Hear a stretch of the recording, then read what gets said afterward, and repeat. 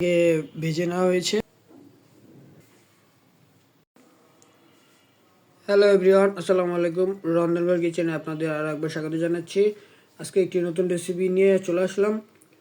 তো আজকে রেসিপিটি হচ্ছে ডিম আলুর ডাল রান্না করা হয়েছে পাকা টমেটো দিয়ে।